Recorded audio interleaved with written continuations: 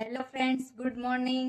આજે રવિવાર છે અને સવારના 9 વાગ્યા છે અને અમે જો આજ શું કરી મૂક્યું આ બધું સાફ સફાઈ આજ કરવાનું છે. બધું સાફ ઘર આખું સાફ કરી નાખવું છે, ચમકાવી દેવું. અને અમારે જો આ બેન તો મંડી પડ્યા બધું સાફ કરે. શું કરો છો? સાફ સફાઈ મમ્મી. આજે રવિવાર છે તો બધું ચમકાવી દેવાનું છે. જો આપણે આજે મેં રસોડાનું મારે કરવાનું છે અને આ બધું આને કરવાનું છે. એ તો મંડી પડી, હું ચડી જાઉં ઉપર. અને બધા વાસણ રાખવા અમારી પાસે જગ્યા નથી ને, તો નીચે મૂકવા પડે. તમે થોડાક અમારા વ્લોગમાં સપોર્ટ કરો તો અમે ફર્નિચર કરાવી લઈએ. બધે બહુ બહુ ધૂળ ભરાઈ ગઈ એ બધે. ચોમાસું થયું ને તો એમ થયું કે સાફ સફાઈ ચાલુ કરી દીધી. સારું, તો કન્ટિન્યુ રહેજો બ્લોગમાં.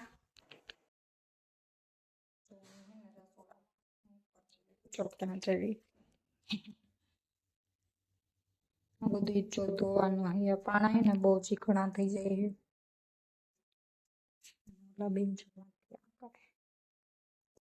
10 વાગ્યા છે. આ બધું સાફ થઈ ગયું છે, મસ્ત એકદમ ક્લીન. લાદી બધી ધોવાઈ ગઈ છે, દિવાલો ધોવાઈ ગઈ છે. હવે ખાલી નીચે પોતું કરવાનું છે. એ અમારે જલપાબેન કરે. આ બાજુ જો રસોડું મસ્ત ધોઈ નાખ્યું છે.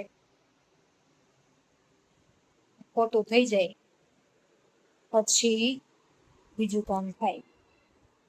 આ જ રીતે કન્ટિન્યુ રહેજો અમારા વ્લોગમાં. અને અમારો વ્લોગ તમને કેવો લાગ્યો મને જરાક કોમેન્ટમાં કરજો અને સપોર્ટ કરજો થોડો. અને બાર બધું ઇનામ જ પડ્યું. જો આ બધું હજી પડ્યું છે, આ બધું હજી વર્ક કરવાની અમારે. હજી બધું ઇનામ કામ પડ્યું.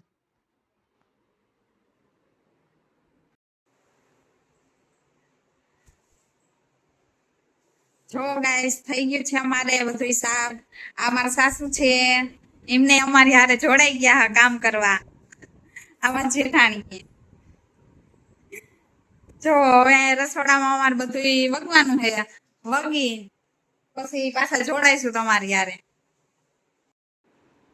અત્યારે વાગ્યા છે 11. જો આ બધું તો વ્યવસ્થિત સાફ થઈ ગયું અને બધું છે ને ગોઠવાઈ ગયું છે મસ્ત એકદમ વ્યવસ્થિત. અને આ બેન જો આવીને ફોન ની રાહ જોઈને બેઠી છે. અને આ ભાઈ ને છે ને હું છે પણ હું નથી, એટલે માં હિંચકો નાખે બેઠા બેઠા. અને હું જો નવી થઈને પેલા એને છાસ પીતી હતી. છાસ મને એને જીરું ને મીઠું નાખીને મસાલા વાળી કરીને બહુ ભાવે. તમને કેવી ભાવે? સાદી ભાવે કે આવી મસાલા વાળી?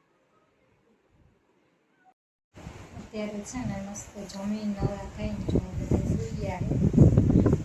બેઠી તો વાળ ધોયા કે સુકવવા પડે ને એટલે ઘડીક હવે સુઈ જઈશું અને સાંજે પછી કામ ચાલુ કરી દેવાનું.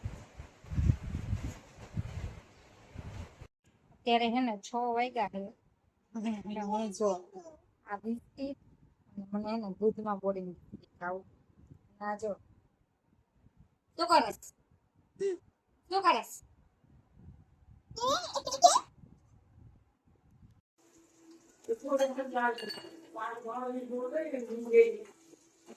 શેનું શાક બનાવ્યું? કેટલા વાગ્યા? 6 વાગ્યા છે ને શાક બનવા માંડ્યું. ચોક્કસ ટિફિન કરવાનું હોય ને એટલા માટે. હા તો ખુબી સંભાળીને મૂકી છે, પણ હવે જોઈ સંભાળો કરશું તો કરશું, નહીં તો ઘણું ખાવાનું પડ્યું.